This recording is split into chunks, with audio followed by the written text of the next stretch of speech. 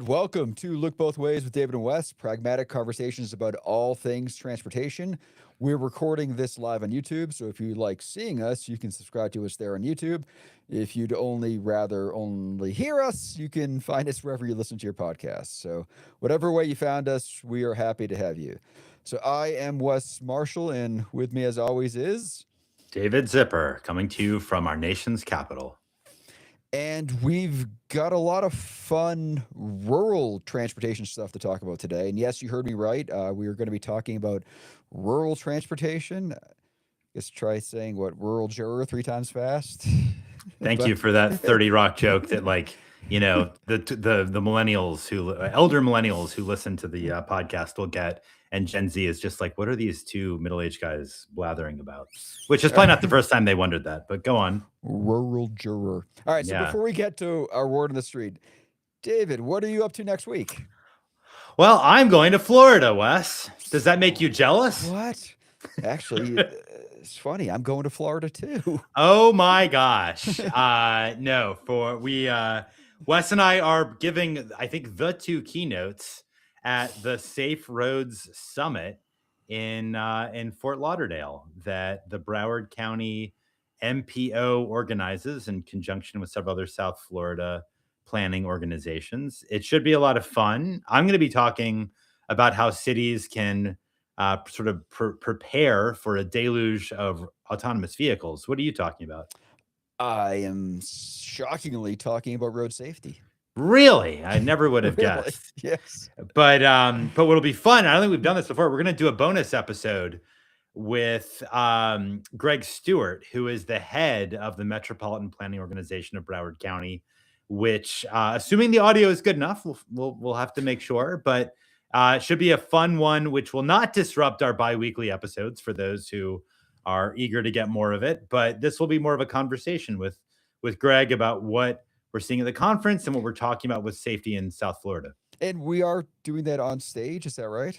We're doing it on stage. All right. We are. This is a new world for us, Wes. Yeah, a live in-person podcast with an audience that isn't solely on YouTube. So that should be fun. We'll see how it goes. And the audio, we'll see if that's good enough to post, but I hope it is. Yeah, I do too. I think it could be a lot of fun. And I don't know. I think I know at least a couple of people who listen are going to be there too because they reached out. But I don't know if it'll be an official rail drinks, but Wes and I are likely to be drinking. So if you're there, we'll try to find you and get a beer.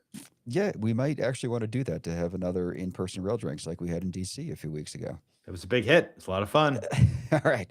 So now it's time for Word of the Street, where we discuss, one of the transportation issues in the news that interests us. Today's Word on the Street is about some of the bike-related legislation we've been hearing about, starting with Iowa's biking proposal. Maybe I'll give a quick overview of what I know about that. Yes, please do. There's a bill in Iowa. I think it's called House Study Bill 637. I might be wrong on that, but it's aimed at regulating what they call non-vehicular personal transportation, which is a really broad category that includes bicycles and e-bikes and scooters. But when I read it more in depth, it feels like it could include wheelchairs and skateboards, rollerblades, or maybe even like strollers. There are some weird things about this bill, like that every device must have a braking system capable of a wheel skid, which is a little bizarre.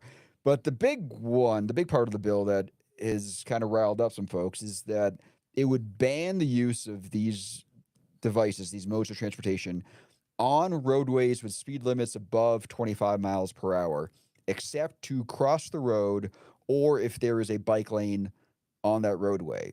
So the bill would effectively criminalize bicycling on probably most roadways across the state of Iowa. Well, any rural road, which Yeah. Iowa has many of. We're talking about rural transportation.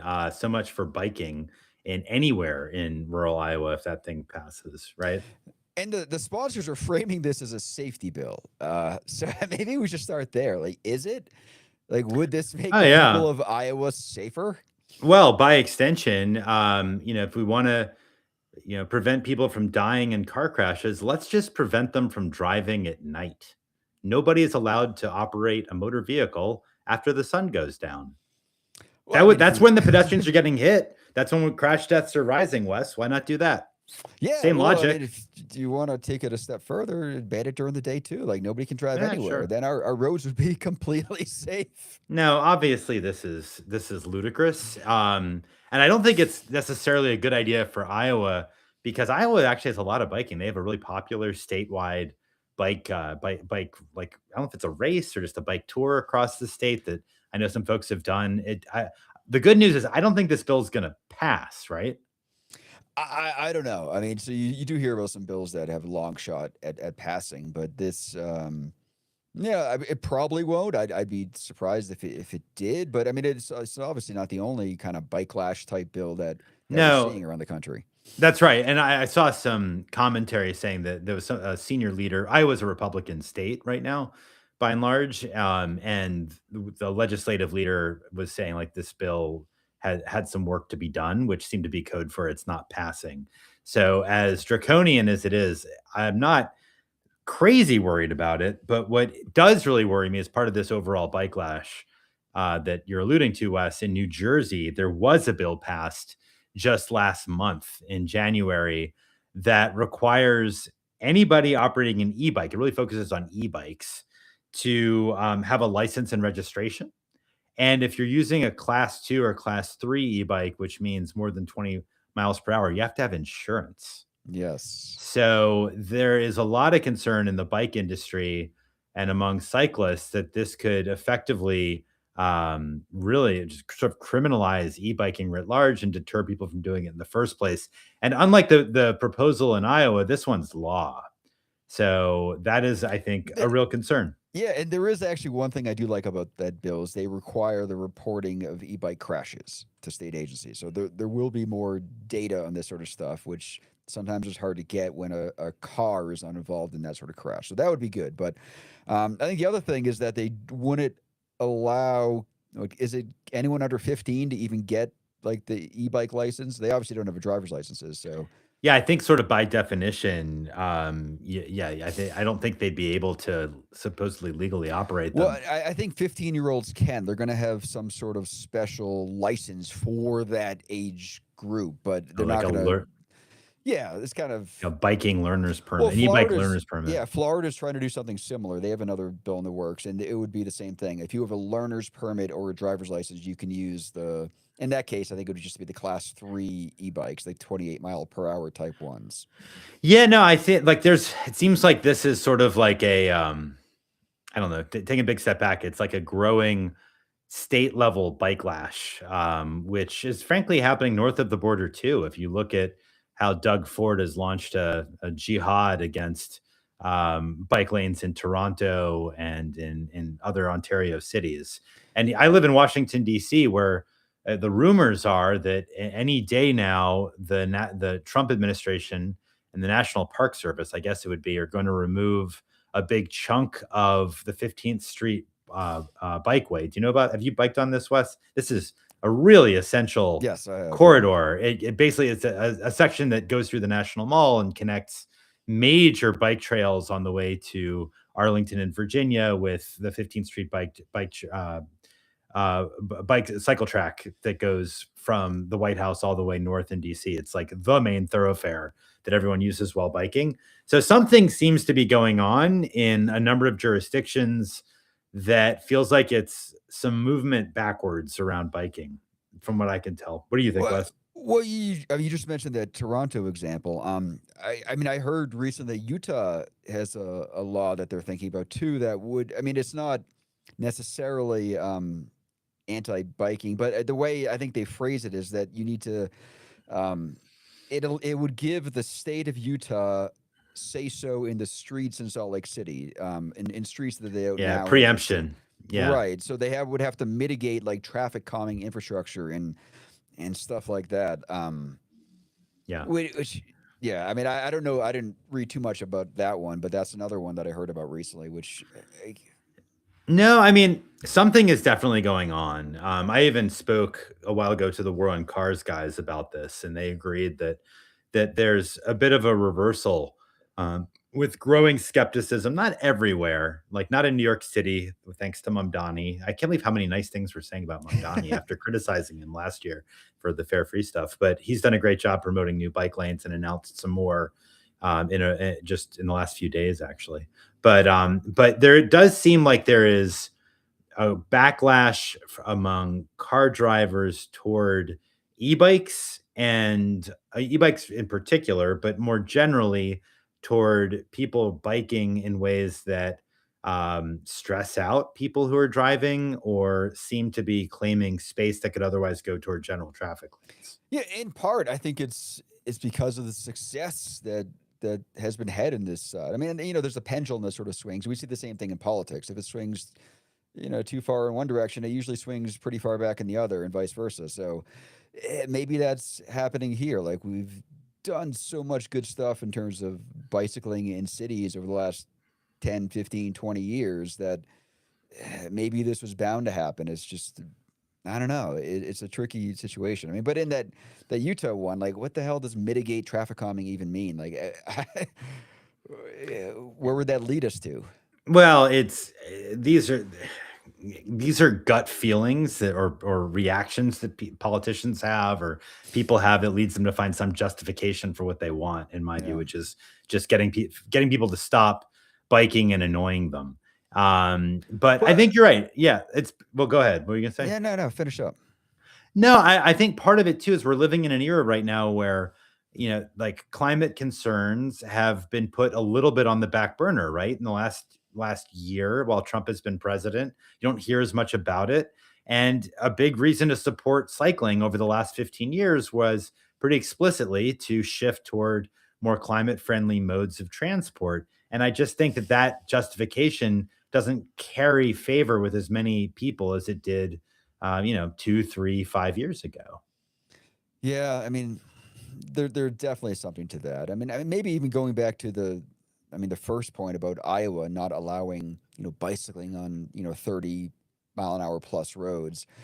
I mean, you could legitimately make an argument that bicyclists aren't safe there. I mean, remember the Johnny Gaudreau, the hockey player that died in New Jersey. Yeah, Was it maybe 2 years ago now? yeah. Like he was on a rural highway in New Jersey and he was killed by a drunk driver. So I mean, yes, there was that part of it, but also the road isn't exactly built for bicycling. I'd much rather see a multi-use trail parallel to it, but most states Well, don't want to do that sort of intervention. well, that's one point, but there's others. There's another one as well. When we're about to talk more, I think about rural transportation, and biking is a very affordable way of traveling. A Yeah. lot of people know that who bike around cities, and you save a lot of money compared to driving or even riding transit. But I remember talking to an e-bike executive a couple years ago and asking where they sold the most bikes, and they said, honestly, the big cities that you would expect, like Denver, which at the time had the big e-bike rebate program that's famous, Yep. as well as Seattle and San Francisco. Yeah, those are big cities for us. But honestly, we also do really well in small towns and in rural places. They actually mentioned Colorado because but I think they mentioned actually like resort towns like Yep. Breckenridge or whatever, because parking is so expensive and you have a lot of hospitality workers that don't want to pay for parking or can't get a car. So they bike from these places where they live a few miles away. It's actually a legit form of transportation for them. And I don't know the extent to which that's true in a place like Utah or Iowa, but I think when you basically just prevent anybody from biking at all on roads that are 25 miles per hour plus, or you create obstacles for using an e-bike, you're actually depriving people of a genuinely affordable transportation option, both in cities and outside of them. Oh, and it's real in Colorado. If you go to a lot of our mountain towns, you see that all the time. And to be honest, part of it is because those places are hilly, right? So they're not That flat makes like sense like too. Denver is. And we talked before on the podcast about Amish country and how e-bikes are more of a thing than you would think in a lot of the Amish parts of Pennsylvania and beyond. So yeah, I mean, it totally makes sense why this could be a rural solution. Which actually does speak to our next topic too. It does. But I think before we get into that, and I know we both want to talk about rural transportation because it's like who better to talk about rural transportation than two guys living in DC and Denver. But before we do that, I guess I'm curious. Do you like how much do you worry about these efforts to restrict biking and e-bikes in states like New Jersey and Florida and Iowa and even here in DC, we're living through it as well. Well, it definitely makes a difference. I mean, what New Jersey has done is definitely going to limit kids and young adults. And, I think we saw the same thing. I'm not sure what year we're talking, but when sort of helmet laws for bicyclists were eh, kind of a popular thing for legislatures to be looking into doing. And, there's research how that limits people from wanting to bike. And I actually did one paper where we looked at, yeah, I can't remember the specifics of it, but we looked at the fact that, by if you're in a place where you're going to get ticketed for not having a helmet and you're the kind of kid that won't use a helmet, like it might push you into a car too, which is Yeah. exactly what we want either. Yeah. Yeah, no, I think that's right. And the helmet debates are still ongoing, frankly. I hear them all the time. There's been some research about them I was just looking at.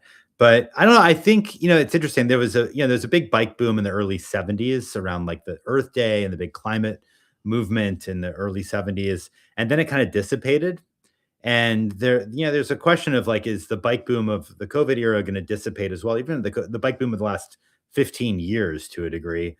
And I personally feel relatively optimistic because I think that bike share creates a baseline demand for people to bike, at least in cities, that's not going anywhere. I think e-bikes are just too useful to too many people to go away. I actually wrote an article about a month and a half ago, and City Lab arguing that e-bikes are going to endure, even though some companies have gone bankrupt, Yep. Rad Power. I am, and I also just think yeah, we've lost a couple bike lanes in DC, but I just can't conceive of removing even 10% of what's been built in the last 15 years. We've come too far. Biking is too entrenched in the transportation network. I Yeah, hope I'm not naive. no, but I mean, to be honest, there's also a big difference between what is the law and what is reality. I mean, we know that with driving. I mean, what the speed limit is and what people drive is different. We see the same thing, a lot of the trails around Denver. I think the speed limit is 15 miles per hour for bikes on those trails. And, by no means are people sticking to that. So I don't know. I mean, I think it could be also a thing that ends up being enforced not exactly fairly across the spectrum of folks. Well, that's a whole other issue. Like we Yeah. think of the prototypical cyclist being a mammal, middle-aged man in lycra, but as I'm sure you're well aware, the data shows that those who are more likely to bike tend to be minorities. They tend to be lower income. Native Americans bike a whole lot, and they're also more likely to get killed and in a crash. I mean, and if these Yeah. laws become a way of sort of pretextual ways of arresting them or pulling them over, that's really, really bad. And that's something that I think should be taken seriously. Right, and that's why a lot of cities just got rid of their jaywalking laws. And Right. this reminds me of back when I was doing the scofflaw bicycling research. So this would have been like 2015, 16, 17 or in there. Um, I thought it would be a good story if I got a ticket on my bike for doing something. So I would blow through stop signs. This is before now Denver has the Idaho stop law here, so it'd be harder to get a ticket. So, but I was trying to do things. And one time I did it right in front of a police officer, and they still didn't give me a ticket. I mean, yes, there's some white guy privilege to that maybe somebody else would have got a ticket, but it was hard. Like they have You bigger never fish to got a ticket. fry. You never figured out how to get a ticket. I I was was like, what is the trying. secret, Wes? How do you get a I ticket as a was white guy? trying hard and I could not get one. Like I thought, if I give a presentation on this topic, like showing that ticket and telling the story might be a good way to Well, kind of talk about it, but I couldn't make it happen. I mean, to be honest, the fact that you didn't get the ticket is a story in and of itself, because if you were a black person or a Latino Oh yeah, person, we'd have a different conversation, right? probably. Yeah. Yeah. Should we All now right. actually go back to what I distracted us from talking about? Yeah. So now it's time for roundabout, and this is where we each bring a topic to the table. David, you get to go first this week. Yeah, yeah. So we do want to talk about rural transportation, and I've been thinking about this a lot. I wrote a story that I'll get into a little bit later about it, but I don't know if I can't remember if I've talked about this much on the podcast before. Although I live in DC, my wife and I spend a good bit of time in West Virginia, in the countryside, in a holler. You know what a holler is, Wes? I do not. You know what a I holler is? I do know. I know what West Virginia is. I Well, don't know that's what well, a. Mazel Tov. I'm a little disappointed, Wes. So a holler is like the sort of like hollow space and like a valley between two West Virginia mountains or hills, and it's we have a place we go to there that's in a holler, gets terrible Wi-Fi, and is very beautiful. I'll tell you, it's a true story. Like a couple times, we've been out there a couple days, and like, oh, we should go and get drinks in town and have dinner. And we realized we really can't because the town is, I don't know, 8 miles away, and we're not going to drink and drive. So somebody would have to be a designated driver, which isn't that much fun for us. And there's certainly no trans. I've never seen a bus in this part of West Virginia. There's certainly no bike lanes. I promise you that. And there's certainly no sidewalk if somebody actually wanted to walk 8 miles. So we end up just not going. And there's no taxi or ride hail because it's these distances are pretty lengthy and it would be pretty expensive to get a ride. And then there's of course the deadheading or the inefficiency of that driver having to go pick up the next person who's someplace else entirely. I was told there's one Uber driver in the entire county of West Virginia where we hang out, believe it or not. And you have to like arrange with him like a week in advance. I don't even know how that works, but whatever. That's just what a friendly neighbor told me. That's funny. I wonder if he's actually on Uber. That's the new phrase they use for like a taxi driver. Yeah, who knows? But I mean, look, we're in a privileged position, my wife and I, but if you actually live in rural America, it's a really serious problem, transportation there, because there's 4.3 million people, according to data I've seen, in rural America who don't have cars, and then you're really screwed because you have no way to get around. Even if you do have a car, you're putting a ton of miles on it. It's expensive. If it breaks down, there are not that many mechanics, and how you get around without that car while it's being serviced is really hard. And there's research showing that those who don't have cars in rural America are much more likely to miss doctor's appointments or other Yep. sorts of outings than if they were in a city. So it's a serious problem. And and you and I, Wes, we on this podcast, we talk mostly about urban transportation issues. And I know that we both care about that a lot, but I think it's important that we address or acknowledge that some of the deepest challenges in the United States around transportation really are in the countryside. Yeah, I mean, in Denver, I have a half dozen modal options for whatever trip I'm thinking of taking. But in a lot of rural places, you either drive or you don't go. And Yeah. for people that can't drive, or older adults, people with disabilities, teenagers, and people that lost their licenses, low income households, whatever it is. I mean, those challenges. I mean, it's not just doctors, but there's social isolation. There's so much stuff that comes into that. So, you got a solution for us? Well, I don't know if I've got a solution, but I have an opportunity. Okay. I feel like we do a lot of bashing or I do a lot of bashing of autonomous vehicles and robotaxis on this podcast. And you usually go along with me, although I'm frankly leading the charge, I feel like. You're very kind to do that. But I wrote a piece in what I think is a pretty cool sort of Substack focused on AVs called the Driverless Digest, which is free and fun to follow for those who might be curious. But I wrote a piece basically saying AV companies have no interest in rural America, and that's a shame because I actually think although I'm deeply skeptical of how AVs will fit in or not fit in to urban environments, I think they could do tremendous good in rural America. And I have a couple of reasons why I'd say that. Number one, we're already talking about a car dominated place. You don't have to worry about added congestion. You don't have to worry about competing with transit in rural America. That you basically have to have some kind of a motor vehicle to get around. And for those who are not able to drive or they shouldn't be driving because they have a physical disability or they have maybe they're drunk, maybe they are elderly and don't see as well. If autonomous vehicles were available, it really could be a lifesaver for them. And maybe the fact that those vehicles don't have drivers might actually make AV service viable in a way that taxis and ride hail are not in rural America because of the cost of the operator's time. And furthermore, I have another reason why this actually wasn't in the blog post, but I'll say it anyway. Although there's no interest in shared ride hail, or I would argue shared AVs in cities. Like, I just don't think people are willing to share a ride with a stranger in Denver, San Francisco, New York, whatever, for safety reasons, for convenience reasons. They aren't willing to go out of their way to accommodate somebody else. It's just not going to happen. Just like Uber Pool died and Lyft Line has gone nowhere.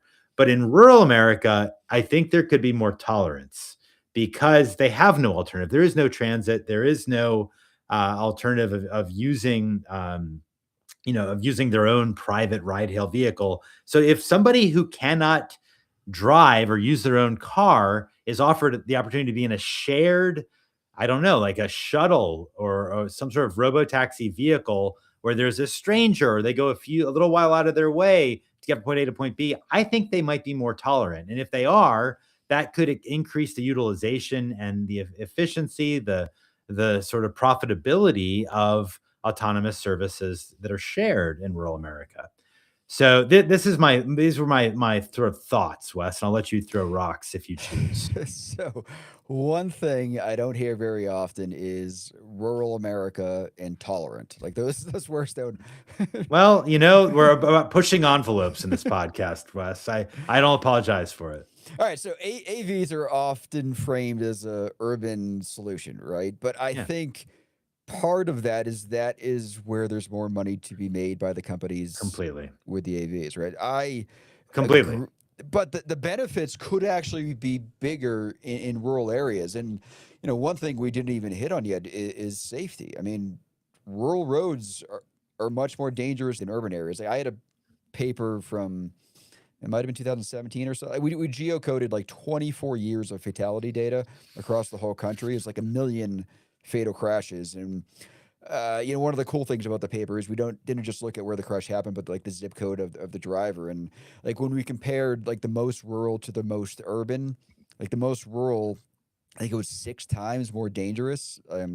The fatality, your chance of fatality is six Per times higher capita or per per mile capita. driven? Per capita. Per capita. Like Yeah. a person in the Yeah. most rural places is 6 times more likely to die in a fatal crash than in the most Well, urban places. and there are certain types of crashes that occur far more often in rural America, Yeah, you like get the run single off the single road. vehicle Yeah. crashes. Yeah. Lane departure crashes. In other words, somebody goes into the opposite lane, which could mean that they're drunk or high or exhausted. But again, what's the Well, alternative? If you're out drinking or yeah. having a good time with your friends, there's no other way to get around in rural America, right? Right. And we put bars out in the middle of nowhere with a big parking lot, and, people go to those bars. And I'm guessing they don't all Yeah. have a designated driver with them. So, there's higher speeds, there's less lighting. There's so much stuff. And I think one of the underlooked issues is the emergency response times there. Like That's a good point.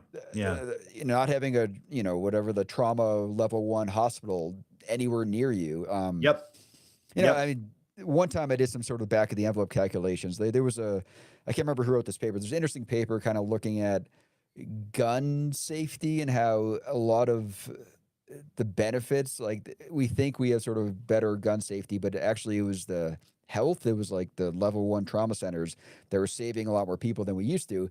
And if you do the same numbers for transportation, you see the same trends. Like anywhere we think we're safer, like per mile or however we might measure it, you could actually attribute all of the gains we've made to the hospitals and emergency Yeah. response and all that sort of stuff that we kind of take for granted. But Yeah. if you take those into account, we actually look worse off than we do in terms of safety. And this is particularly an issue in rural areas. So, fixing that problem to some extent could have major, major safety benefits. That's right. That's right. Yeah, so I think you think about the potential safety benefits of rural AVs. You think about the mobility benefits. Like these are really substantial, and you have far fewer downsides compared to urban deployments of AVs, which we've talked about on the podcast many times before. Well, the And what operational environment is way simpler. Like for it's a company doing this, there's not as much to well, deal with. yeah, I don't know about that entirely because there are technical challenges. Like you don't get good cell reception in much of rural America, and you actually have to Yes. map out far more miles per capita than you would in an urban environment. But the Uh, intersections are simpler. There's fewer pedestrians, there's fewer cyclists. You're not going to have double park vehicles or there are, but you eh, might have a moose. You you won't have a might have a moose in San moose. Francisco, Wes. You might have But a moose in rural Maine. a LiDAR Yeah, could pick up a moose. that's true. No, it's true. But there are genuine, especially the lack of cell coverage is a serious limitation. Well, those same Um, companies keep telling us that they don't need cell coverage. I know we talked about this last time with the Well, San but they have to Francisco map stuff. exhaustively. Yeah, they're actually it's cool. There's a couple schools like Wisconsin and Oklahoma. I think University of Iowa too, maybe, is doing some serious research into rural AV deployments. But and this goes back to a point you made earlier, which is exactly right, that the energy and thought process and development of rural AV use cases, and there is actually a deployment that's still happening in, I think it's called Grand Rapids, Minnesota, this town with May Mobility offering a little bit of service there through the Minnesota Department of Transportation. But this is all government subsidized, taking place in higher ed, because while Waymo and Tesla, their various friends and competitors are racing across the country in city after city, they are completely bypassing rural America. It's nowhere on their radar screen. And you are right, Wes. Why is that? It's because they can make a heck of a lot more money in a dense city because you have shorter trips, higher utilization, more willingness to pay, blah, blah, blah. What's sad but unfortunate is that the places where robotaxis could do the most good are not the places where robotaxi companies can make the most money. So there is a disconnect between societal value of robotaxis and where they'd be deployed and where this industry is actually moving toward expansion. I find that really unfortunate, but it's a reality. And I think it's good to keep in mind because I don't think this is a technology that's always and everywhere bad. I want to make sure that's clear. I think that what we really need to do, though, is recognize the use cases that it has, where it's advantageous and where it's really not. Yeah, because a lot of the benefits of AVs come when the entire system is autonomous. Like if there's one human driver or there's one pedestrian or cyclist, a lot of the benefits, especially on like things like congestion and stuff, don't come to fruition. So in cities, AVs aren't going to be the panacea we think, and they might just substitute for like walking, biking, and transit trips Yep. that we would probably prefer to head. In rural areas, it's yes, you might get more VMT like in urban areas, but it might be, helping with like social isolation or getting people to Yeah, doctors and trips that maybe need to be made. that's Like right. it might bring people to bars to go have some drinks too, but that might be good. Well, the VMT that AVs would induce in rural America Is not the same. Yeah. are yeah, I think it's more societally valuable. Like if you're getting people Yes. to work or a healthcare appointment or home safely after drinking, that's great. Whereas in San Francisco, if you're like basically just convincing somebody to go to a restaurant that's 5 miles further away than one that's closer, I don't see that as being as useful. It's okay, but meh.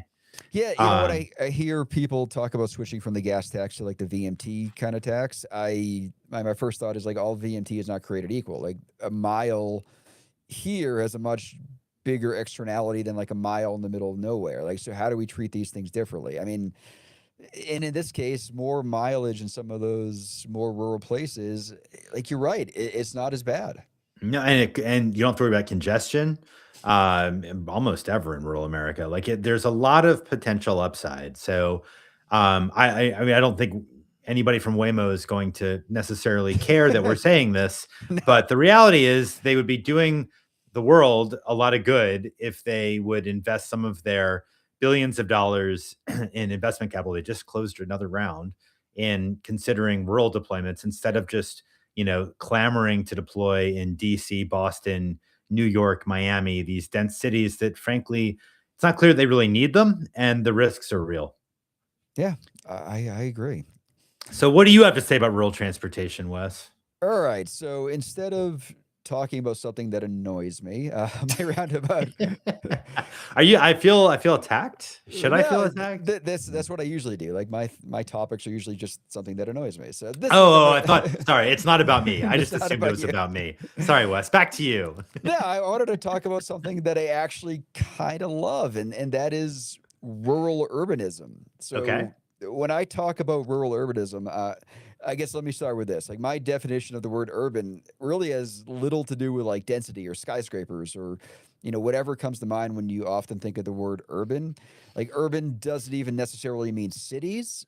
To me, like urbanism is more about a place is built, how a place is built, and how that place works. Whether you can walk to get what you need, whether buildings shape the street, you can bump into people as you go about your day. And to be honest, like some of my favorite examples of what I would consider to be urbanism aren't in cities or major cities. Like they're in those tiny downtown villages, like in the middle of nowhere, that kind of look like they could be in a Norman Rockwell painting. Like A what? few. Can you give a couple examples? Like what little towns do you Well, really in New enjoy? England, there's hundreds of them. I mean, Brattleboro, Vermont is one of Hmm.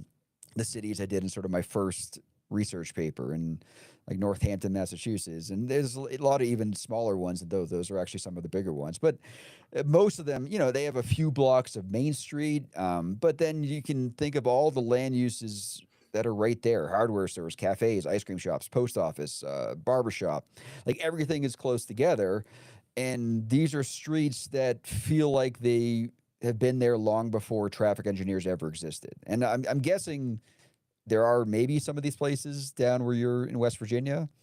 Like, Oh, without question. Yeah, yeah, yeah. you, Oh, absolutely. I remember Caitlin. you saw the penny farthing at that antique shop. Yeah, I did. That was in Martinsburg, West Virginia. In fact, actually, we went back to Martinsburg a couple weeks ago. We went to that antique store. They still have the penny farthing. They still won't sell it to me, bastards.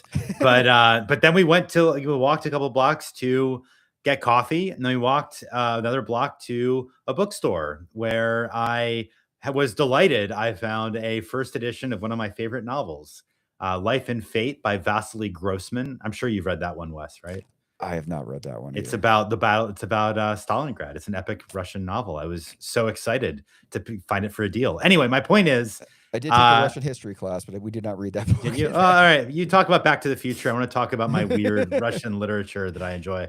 But you're exactly right. Like there are these places that were built. These places were built before the automobile. So you have this downtown core that's walkable, that has core services.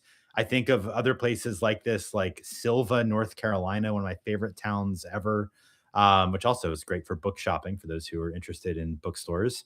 But what I find distinctive about them, Wes, these are the sorts of towns that predate really the rise of the automobile circa 1920. Of course, America was more of a rural small town country in the 19th century or even 18th century.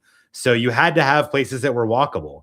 And if those bones remain, you end up with a really great place. Like I don't know how many walkable towns like this I can I've been to or could think of in a place like Arizona or in South Florida for that matter, which tend to be full of places that really have evolved post World War II.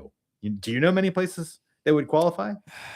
So in Colorado, a lot of the mountain towns definitely qualify But as they're this. old, right? Aren't they? They're Don't they predate the Yeah, I mean, I World guess War II? most of these probably go back to the gold rush, so that would definitely be prior to Well, there you go. automobiles and traffic engineers.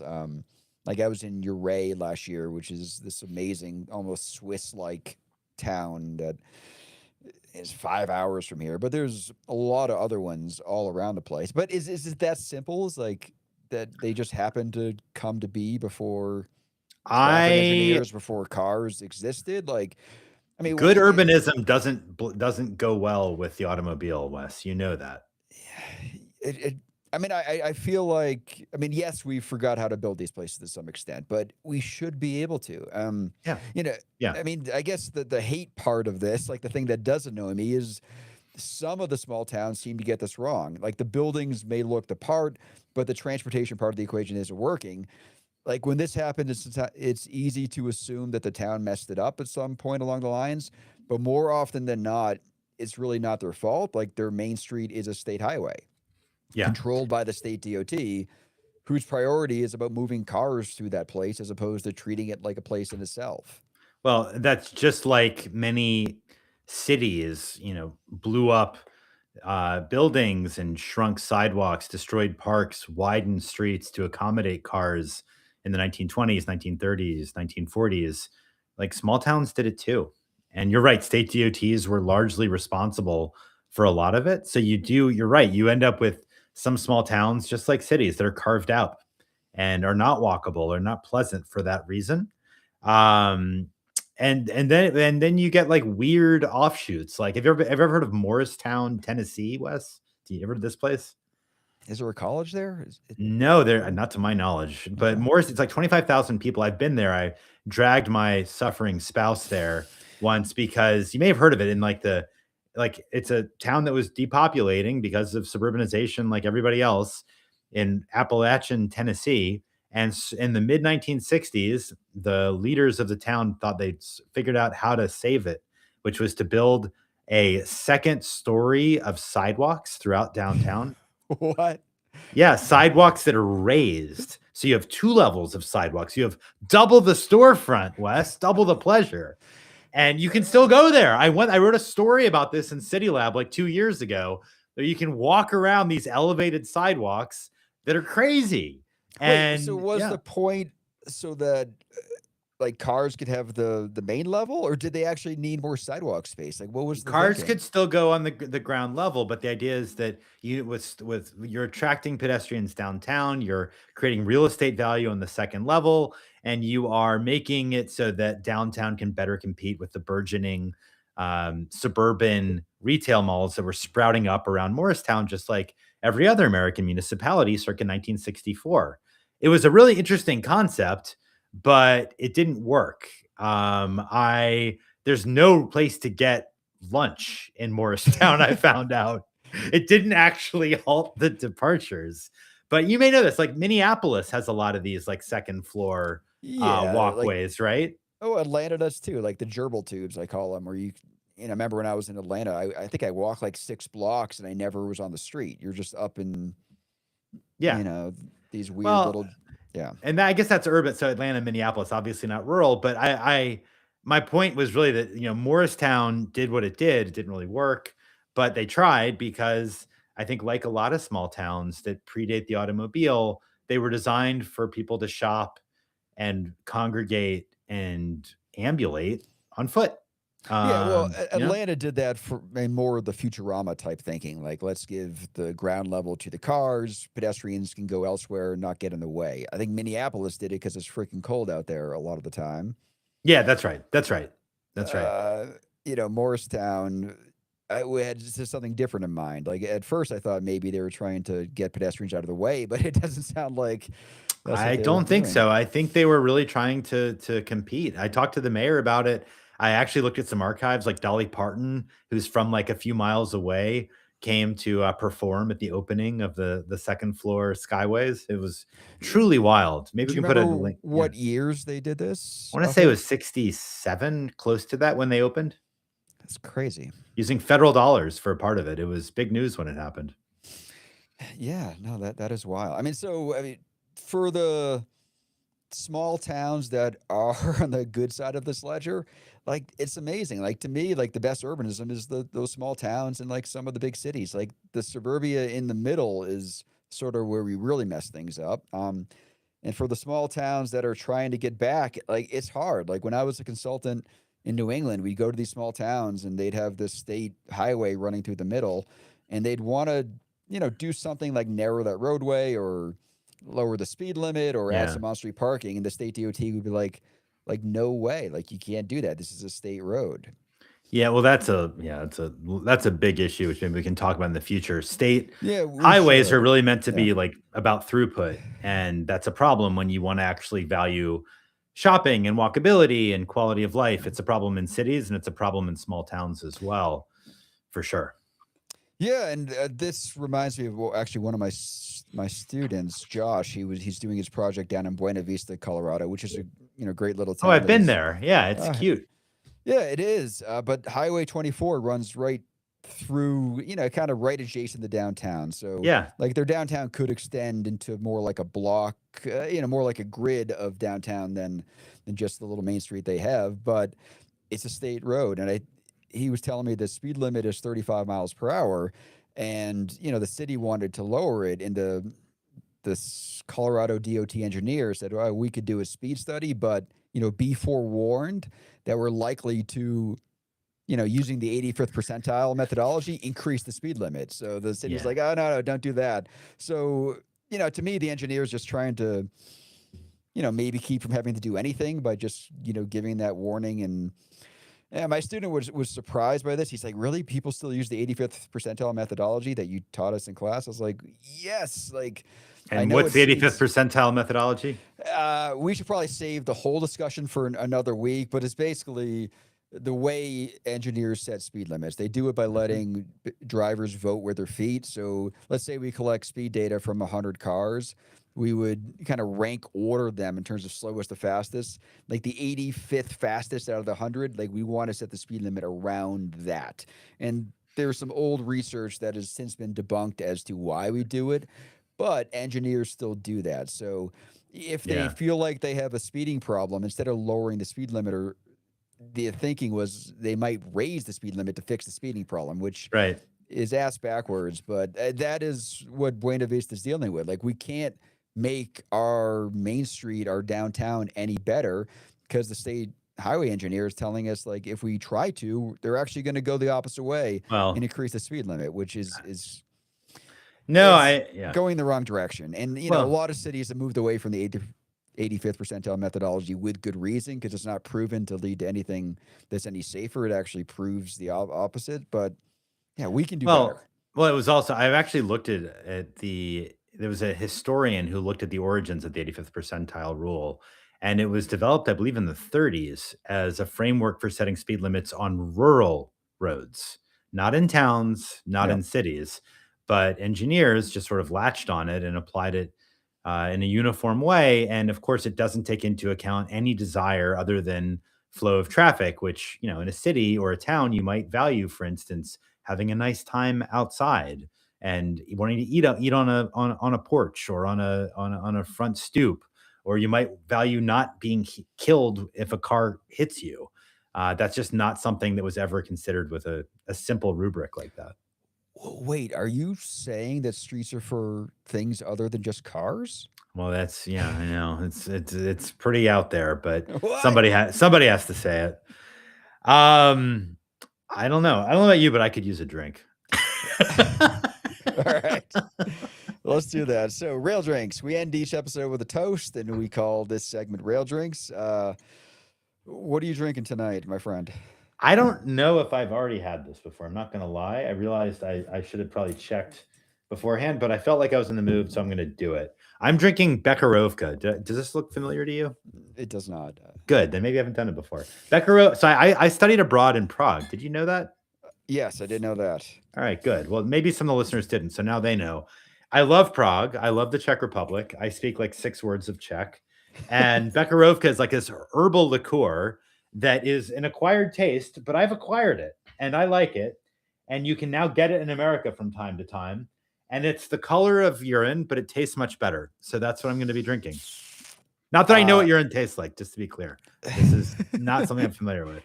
Anyway, over to you, Wes. Please save me. all right. So I was really trying to procure myself like a 40 ounce of like Old English or St. Ives or Colt Now you 45. want to class it up. Yeah, nice. And honestly, I could not find one. I went to like 3 places. Why did you want a 40? I thought it would be a little bit funny to get like a old school 40 ounce like we used to drink back in college. So Are you I going through a failed. midlife crisis? You're a Do they little not old to go make through a those? midlife I don't know crisis. if they. I assume they still make them, but Jesus. I found the best they could in this front. It's a Mexican beer called Victoria, and it's only 32 ounces. It's this big old. Is that a growler? No. It's like a 40, but a little bit smaller. It's the best they Eh, could do. Yeah, it looks, HO in it's a big Mexico. boy. It's It definitely a is a big big boy. boy. I That's nice. I don't have high hopes for it, but it's the best I could do in terms of getting the 40. So But cheers. cheers. Thank you for the story in the background. It tastes like a Corona, to be honest, or I a think I Citra came or out ahead. something. I actually like what I'm drinking. The Bekarovka is delicious.